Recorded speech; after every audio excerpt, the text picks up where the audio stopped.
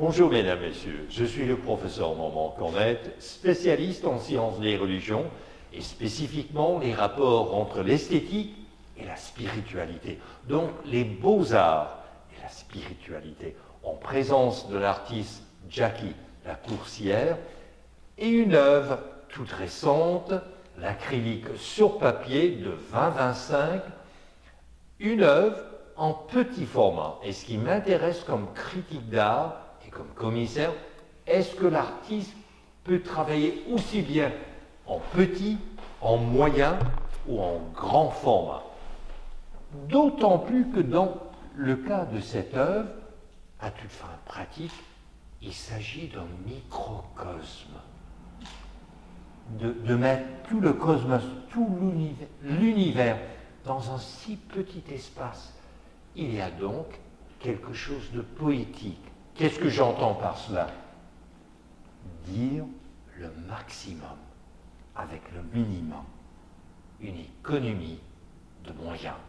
Alors, pourriez-vous nous parler, Jackie Lacourcière, de l'arrière-plan de cette œuvre? Elle jaillit d'où et comment? Oui, mais comme vous le disiez, je pense tantôt, vous l'avez bien cerné, c'est jailli du néant, finalement.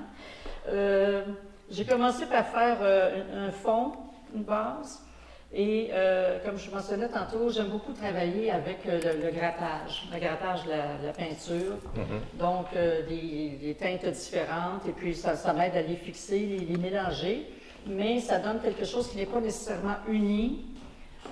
Ça reste parfois même un petit peu chaotique, mais c'est quelque chose qui me plaît. Et puis, par la suite, il y a les couleurs, comment je peux dire, j'ai voulu montrer à travers cette toile des présences éthériques. Les présences, parce que c'est très, très éthérique, hein? Ce n'est pas des formes là, qui sont parfaitement conçues. Et pour moi, tout est éthérique. Parce que de toute façon, qu'on soit sur ce plan-ci ou quand on meurt, entre guillemets, qu'on soit sur un autre plan, on dit qu'on sera des personnalités d'essence énergétique, mais il reste que c'est ce que nous sommes également sur Terre. On l'ignore, on n'y pense pas, ou on ne sait pas, mais c'est ce que nous sommes finalement. Nous sommes de la lumière cristallisée et nous sommes le cosmos, donc c'est un petit peu ce que ça représente. Ça m'intrigue d'autant plus quand je regarde, en tant que spécialiste en sciences des religions, j'étais là au vernissage, je suis resté un bon moment. Merci. Et je médite l'art contemporain comme un exercice spirituel. Je contemplais cette œuvre et je me suis dit, il y a un leitmotiv dans l'art de Jackie Lacourcière. Leitmotiv, là je fais référence à Richard Wagner, ses opéras, donc un motif, une thématique, un thème qui vient, qui revient, qui vient encore. Eh bien, quel est le leitmotiv de Jackie Lacourcière? À mon humble avis, c'est l'insaisissable. Vous tentez de cerner, de capter l'insaisissable. L'absolu, c'est en plein ça. L'absolu, l'infini, l'insaisissable, pour le faire mien. Vous savez, au départ, je suis esthéticienne de métier. C'est mon métier premier. Et moi, je disais, toutes les femmes sont belles. Toutes les femmes sont belles. Simplement, elle doit commencer par se trouver belle, prendre soin d'elle, tout ça. Et j'aime le beau, j'aime la beauté, ça m'attire. Comment dire, le rayonnement d'une personne, selon moi, ce qui fait le rayonnement d'une personne, ça va être sa joie, son bonheur. Une personne heureuse, épanouie, qui va s'exprimer, ça paraît, son rayonnement est plus, comment dire, son rayonnement va rejoindre les autres personnes également. Donc, le côté éthérique, c'est bien parce que ce ne sont pas, comme je disais tantôt, ce n'est pas des formes là, dures, fixes, ça rejoint, c'est comme des fils. Des fils qui s'entrecroisent et qui se touchent, qui se parlent. D'ailleurs, une communion. Souvent, vous travaillez en flou. Oui. Vous travaillez dans ce que j'appelle des espaces transitionnels. Oui. Et d'ailleurs, vous les créez Oui. sur le plan pictural. Oui. En tant que spécialiste en sciences des religions et critique d'art, je me suis rendu compte que bien souvent, pour l'artiste, Oui. faire de l'art, c'est communier avec soi-même. Oui. Oui. Oui. Et dans cette œuvre, comment se fait-elle qu'elle se démarque? Eh bien, tout est de façon verticale. Vous pourriez me parler de cela? C'est comme une ascension C'est ça. vers le haut. C'est ça. C'est ça. Oui, parce que de façon générale, tous nous sur Terre, nous vivons à l'horizontale.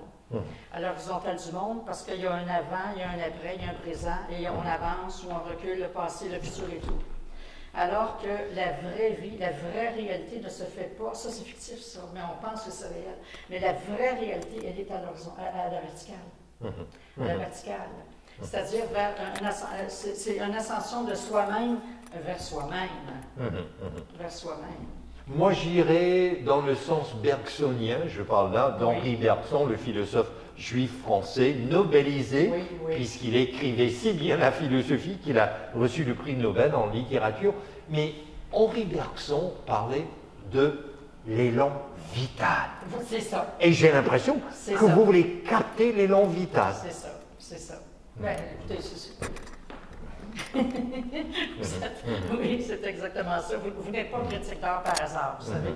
Vous êtes capable de cerner les artistes et puis leurs recettes. En revanche, j'ai l'impression aussi que le tangible, le tactile, le toucher vous importe énormément au point que de gratter, pour vous, est une expression à la fois esthétique et spirituelle. Oui, parce que ce n'est pas parce qu'on se veut spirituel qu'on ne doit pas vivre dans le concret. On doit avoir, on dit, on doit avoir la tête dans les nuages, mais les deux pieds bien collés sur terre. Parce que sinon, on flotte et puis finalement, on se perd. Donc, être bien ancré sur soi-même, mais quand on se tête dans les nuages, c'est-à-dire s'ouvrir à une spiritualité vaste. Ne pas se sentir limité par des croyances. Alors, en parlant des cieux, du ciel, les nuages, il y a une couleur prédominante dans cette œuvre, et c'est la couleur bleue. Pourquoi? Bon, premièrement, le bleu, c'est une couleur que j'aime beaucoup, j'ai les yeux bleus. Donc, c'est une couleur déjà qui me va bien, qui me sied bien, et je suis à l'aise avec le bleu. Pour moi, en tout cas pour moi, c'est une couleur très apaisante. Évidemment, quand on pense à bleu, on pense au ciel, on pense à l'éternité, hein, on pense à le ciel que je regarde par la fenêtre est bleu. Donc, c'est vraiment l'ascension